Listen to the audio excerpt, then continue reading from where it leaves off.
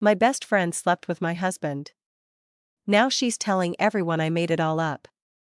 I'm a 31-year-old woman, and I don't think I'll ever trust anyone again. Not after this. Not after the two people I loved most in the world decided to rip my life apart and then act like I was the villain for reacting.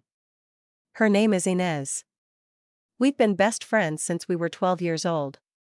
She's the kind of friend people envy, the one who knows every secret, every heartbreak, every victory. She was there when my mom died. She was my maid of honor. She held my hand through every major event in my life. And then there's Thomas. My husband. We've been together since I was 22. Nearly 10 years. I thought we were solid. Not perfect, but solid. We built a life together from nothing. First tiny apartment, then our house, then plans for kids. I thought my life was safe. It started small. Subtle things I didn't even notice at first. Inez coming over more often than usual. Thomas suddenly taking more care with his appearance when he knew she'd be around. Little smiles. Little glances. I ignored it. Because they were the two people I trusted the most. Then came the night that changed everything. We'd hosted a small dinner, just the three of us, like we'd done 100 times before. Too much wine, too many laughs. At one point, I went upstairs to get blankets because Inez was staying over. When I came back down, they were too close. Nothing dramatic. Nothing I could prove. Just something in the air. A wrongness. I brushed it off. Told myself I was imagining things. But I wasn't. A week later, I found Thomas's phone on the kitchen counter. The screen lit up. A message from Inez. Just 5 words, "Last night was a mistake." I felt cold all over. I opened the chat. My hands were shaking so hard I almost dropped the phone. Dozens of messages. Apologies. Regrets.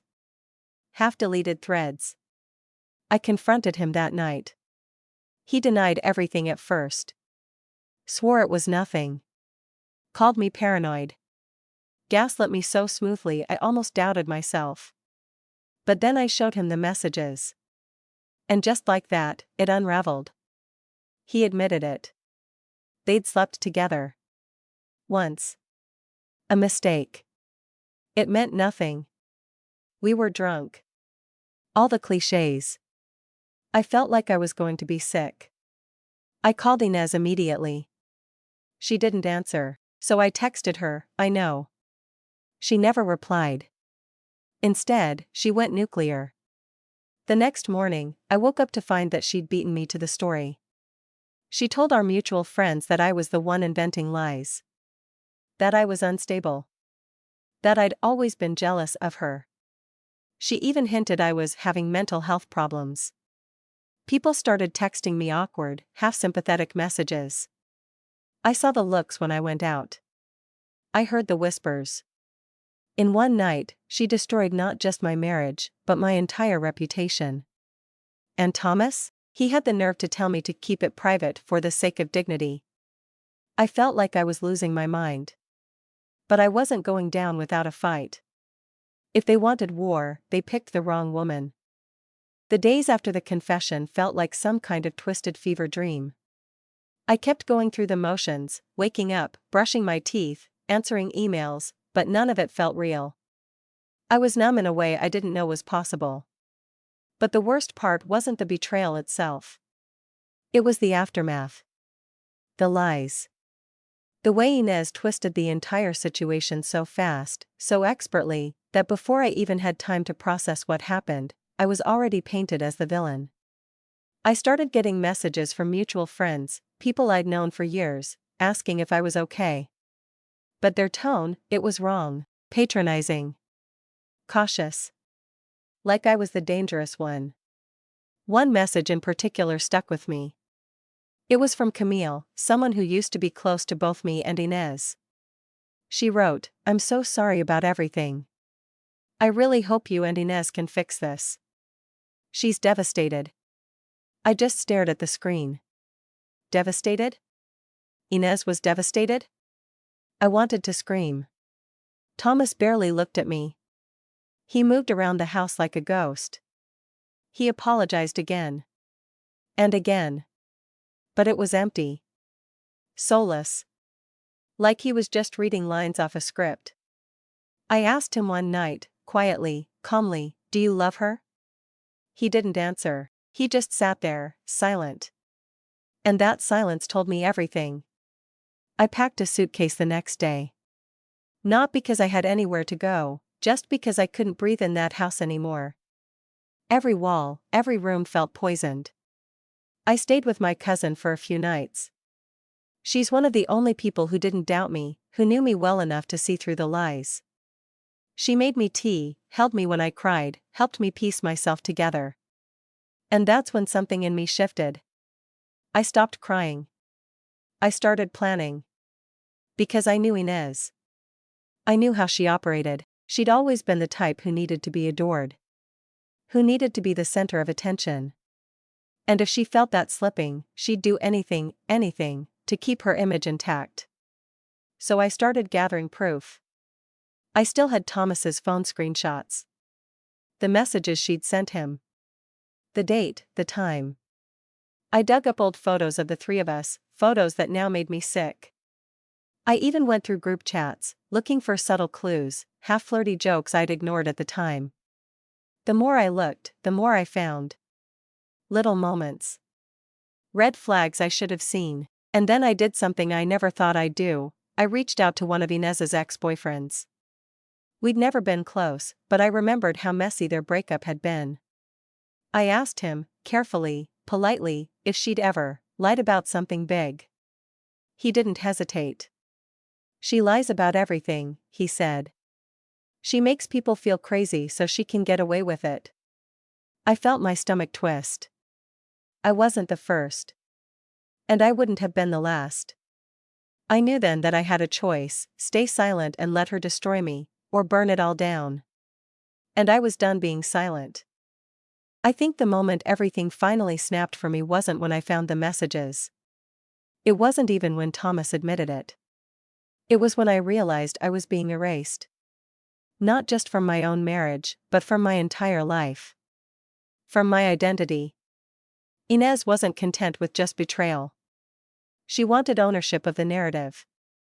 She wanted me broken, silenced, cast out as the crazy ex-friend while she played the victim. And the more I thought about it, the more the anger pushed the grief aside. I wasn't going to let her win. I went back to the house, not to stay, but to gather everything I needed. Thomas was there. He barely looked at me as I packed. I didn't speak to him. I couldn't. I took my laptop. My journals. Old photo albums. My grandmother's necklace. Everything that mattered to me on any emotional level. Everything I wasn't willing to lose to their selfishness. And before I left, I opened the drawer where Thomas kept our wedding album. I didn't touch it. I just stared at it. At the image of two people who no longer existed. Then I closed the drawer. Walked out. For the first time, I felt like I was stepping into my real life. I started slow. Quietly, I sent polite, carefully worded messages to every mutual friend we had. I didn't accuse. I didn't vent. I simply told the truth. I attached screenshots of the messages I'd found. Dates. Times. Facts. Some of them ignored me. Some offered weak half apologies. But a few, just a few, replied with something I hadn't expected: genuine shock. "I had no idea," one of them wrote. "I'm so sorry. She told us you were unstable. That you'd imagined it." Imagined it. That one word lit a fire under me. I compiled everything into one single file: the screenshots, the texts, the messages from people who backed me up. I included the photos I'd found, the ones that, in hindsight, showed the way Thomas and Inez had looked at each other when they thought I wasn't paying attention. Then I did the unthinkable. I posted it. Not publicly, not at first. But I sent it directly, privately, to every person who mattered in our social circle. The group chat. The wider friend group. Even some of Inez's own family, who I knew vaguely. The silence afterward was deafening. But then it started. The first message came within an hour. I had no idea. I'm so sorry. Then another, she lied to us. I can't believe it. And then, I feel sick. We all believed her. The tide was turning. I knew Inez would see it. I knew she'd go ballistic. And she did. The next morning, I woke up to a furious text from her. How dare you do this? You're destroying my life. I didn't respond. Instead, I posted one last message to the group. I'm not here to fight. I'm not here to ruin anyone's life. I'm just telling the truth. I'll be moving on now. You can believe what you want. And then I logged off. For the first time in weeks, I could breathe. Thomas texted me later that day. A single message, I'm sorry. I wish I could undo it. I didn't reply. Because sorry doesn't rebuild trust. Sorry doesn't undo betrayal.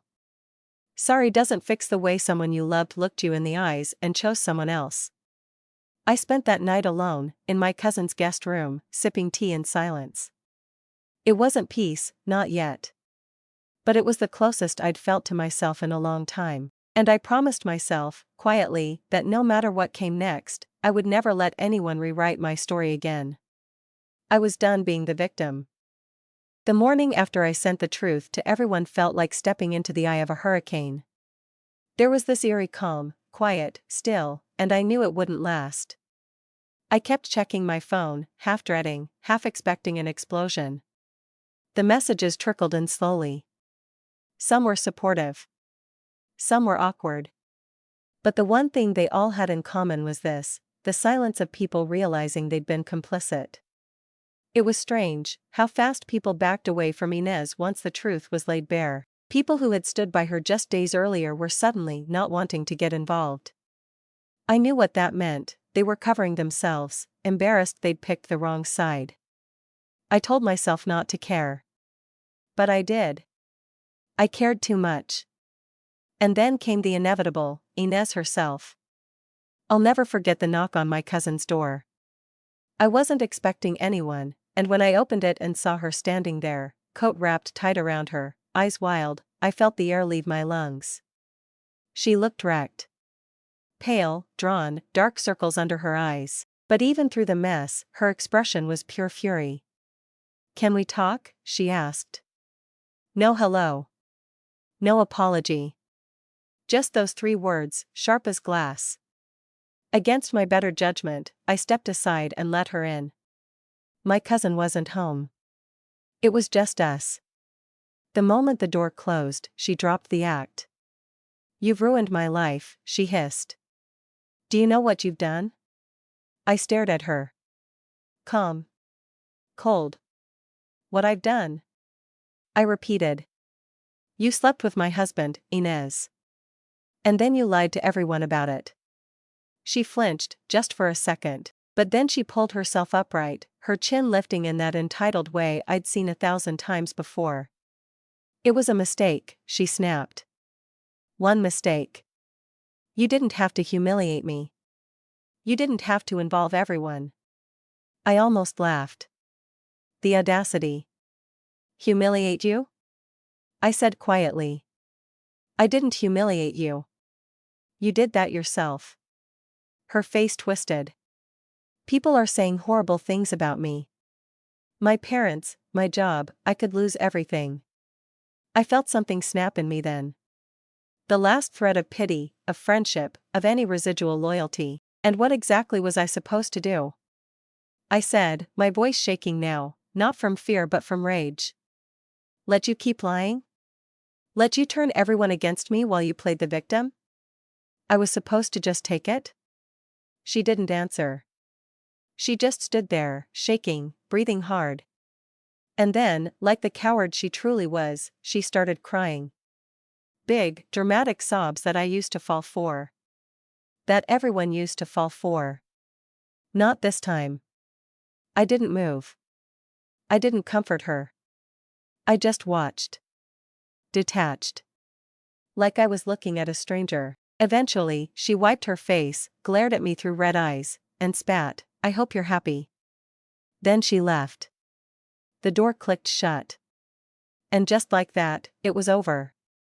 Or so I thought. Because later that night, Thomas messaged me again. This time, it wasn't just "I'm sorry." It was, "I need to see you. Please. I need to explain."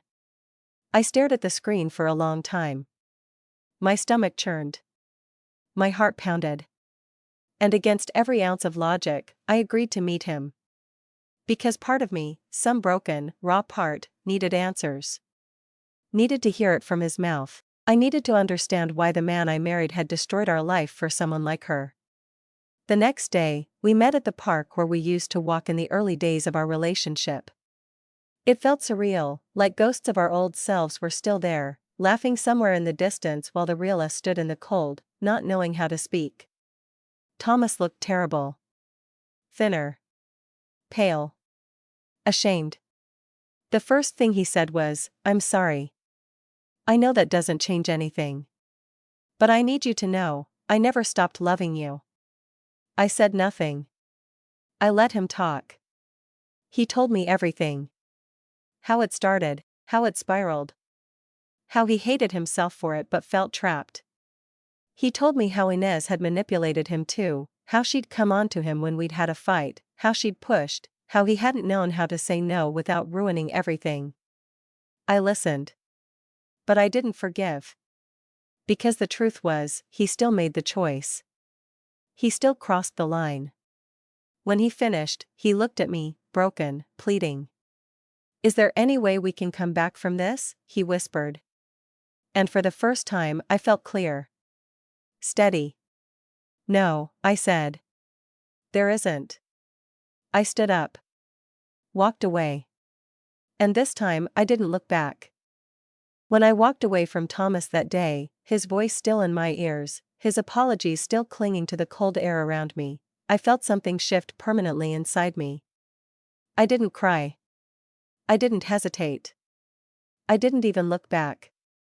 I think that was the exact moment I stopped loving him. The thing no one tells you about betrayal is that it's not the act itself that destroys you. It's the realization that the person you trusted most was capable of it. That they chose it. That they didn't stop. In the days that followed, I moved into my own place. Just a small apartment. Nothing fancy, but it was mine. My walls. My air. My rules. I expected to feel grief. Heartbreak. But what I felt instead was emptiness. I kept waking up in the middle of the night, drenched in sweat, heart racing. Dreams of them, Thomas and Inez, whispering behind my back, laughing, touching. Even when I was awake, the images haunted me. I couldn't escape the mental replay. Worse still was the fallout. Inez, true to form, refused to accept defeat. The lies didn't stop just because I'd exposed her. She shifted tactics, played the "we were both vulnerable" card. The "it was an accident" narrative. She even tried to tell some people that I had driven Thomas to it. That I'd neglected him. That he was lonely and she'd been helping him through a rough time.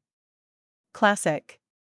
The manipulation was so smooth, so calculated, I almost admired the sheer audacity of it. Almost. But the damage was done. Enough people knew the truth now. Her golden reputation had cracks. Friends started pulling away. People who once adored her began to question everything. And me? I kept my head down. I focused on surviving. I went back to work. I reconnected with friends who'd stuck by me. I forced myself to take small steps. To rebuild. But underneath it all, I felt wrong. Like something inside me had died. One night, weeks later, I ran into someone I didn't expect, Inez's older sister, Marion. We weren't close, but we'd crossed paths many times over the years. She approached me quietly in the supermarket of all places, her face full of something I couldn't read. "I just wanted to say," she whispered, glancing around like someone might overhear, "I'm sorry for everything my sister did to you. Some of us, we've known what she's like for a long time. We just never said it out loud." I stood there, stunned. She shook her head. "She always gets away with it," she said softly. "But not this time, I guess." And then she was gone. That moment, those words, cracked something open in me. For the first time, I realized it wasn't just me. Inez had done this before. In different ways, to different people. She thrived on control, on manipulation, on turning people into her puppets. And for once, she'd failed. A few days later, Thomas officially moved out of the house. He sent me a short, impersonal message letting me know he'd left the keys and that he hoped I was okay. I stared at the words. Deleted the message without replying. The house was mine now. Empty. Silent. I visited once. Just to see it. To feel it. The air felt different. Cold. Heavy with memories that didn't belong to me anymore. I stood in the living room, tracing the lines of the walls with my eyes, remembering the laughter, the Sunday mornings, the shared dreams. And I realized, none of it had ever really been real. Not the way I thought. Because love without respect isn't love, and friendship without loyalty isn't friendship. I walked out without taking anything. I didn't need to. I wasn't that person anymore. And I knew, deep down, that whatever came next, I was never going back. I didn't set foot in the house again after that day. I think deep down, I knew that any part of me still clinging to the life I used to have, any faint hope of normality, had to die right there, in those empty walls filled with lies. Instead, I poured everything I had into rebuilding something for myself. Not just practically, finding a new apartment, setting up bills, closing joint accounts, but emotionally. I forced myself to sit with the pain instead of running from it. And that's when the anger really set in. The kind of deep, simmering rage that sits in your bones. Not the sharp, immediate kind that fades after the initial shock, but the quiet, poisonous kind that stays. That changes you. Inez wasn't done. I should have expected it, but somehow I didn't. She started reaching out through third parties, mutual friends, distant acquaintances. Not to apologize. Not to take accountability. But to control the story. The messages were almost laughable. "She's making too big a deal of it. It was one mistake. She was always a bit unstable, wasn't she?" The casual cruelty. The gaslighting. The way she used her charm to drip-feed poison into people's ears. It was all textbook. And Thomas? He vanished. I don't know if it was guilt or cowardice, probably both, but he disappeared from our social circles almost overnight. Last I heard, he'd moved in with a coworker. Not Inez. That, apparently, had crumbled too. I can't say I felt satisfaction. I felt nothing. But the more she tried to salvage her image, the more cracks appeared. People who'd once adored her started coming to me quietly, confessing they'd seen it too. The manipulation. The jealousy. The lies. One girl, I barely knew her, messaged me out of nowhere, "She's done this before. Not exactly the same, but she ruins people." I'm so sorry. I sat in the dark after reading that, shaking. It wasn't about me. It was about control. And somehow, for the first time in my life, I'd broken free of her grip. One evening, as I was sorting through old boxes, stuff I hadn't looked at since moving, I found an old birthday card from Inez. The handwriting was neat, the message cheerful, "To my best friend, my sister by heart.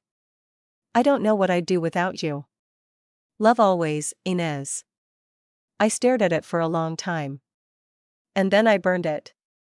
I didn't cry. I didn't mourn, because I finally understood, some people aren't who they pretend to be. Some people wear masks so convincingly that by the time you see the truth, it's already too late. And loving them?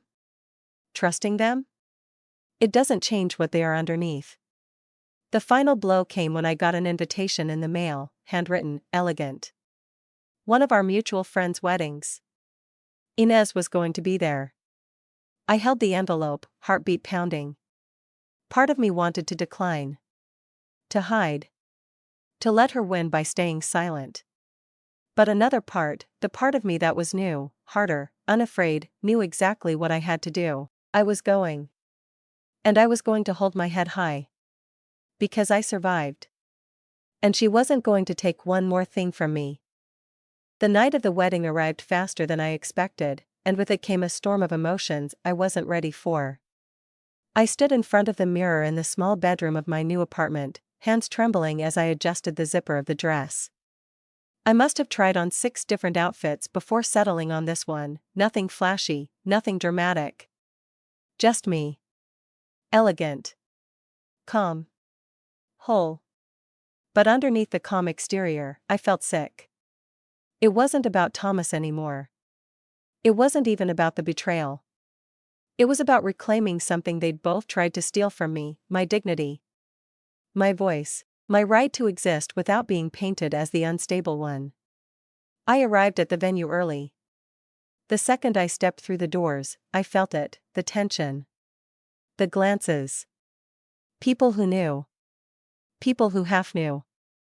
People who still didn't know which side to pick. I kept my head high. I smiled. I made polite conversation. I refused to shrink. And then, there she was. Inez. Across the room. In a silver dress, her hair done to perfection, surrounded by laughter. She glanced at me once, just once, and I watched the flicker of recognition cross her face. She wasn't smiling. Not really. I don't know what I expected in that moment. Some dramatic confrontation? Some final showdown? Instead, it was nothing. She avoided me the entire night. The people who mattered, the ones who had quietly come to me after the truth came out, stood by me. They made conversation. They pulled me into their circles. They made sure I wasn't alone. And Inez? She faded. It was subtle at first. The way fewer people stood by her. The way the laughter around her felt forced. The way her smile looked tight, brittle, strained. I realized something then, she had already lost. Not because I'd ruined her, not because I'd lashed out. But because I refused to let her break me. Because I existed, despite her attempts to erase me. Because I was still standing. I danced. I laughed. I even found myself smiling, genuinely smiling, for the first time in what felt like forever. And as the night drew to a close, something incredible happened. One of the women who had once been firmly in Inez's camp, someone who'd cut me off after the rumors, came up to me. She hesitated. She looked embarrassed. And then she whispered, "I'm so sorry. I was wrong." We all were. I felt my throat tighten. I just nodded. "Thank you," I managed to say. It wasn't about revenge. It was about truth. About people finally seeing me, not the twisted version Inez tried to sell, but the real me. When I left that night, I didn't look for Inez. I didn't care where she was, what she was thinking, or who she was whispering to. I stepped into the cold night air, pulled my coat around me, and for the first time in months, I felt free. The chains were gone. The lies were done. And I knew, deep in my bones, that whatever came next, I could survive it. I already had. The days after the wedding felt different. Lighter.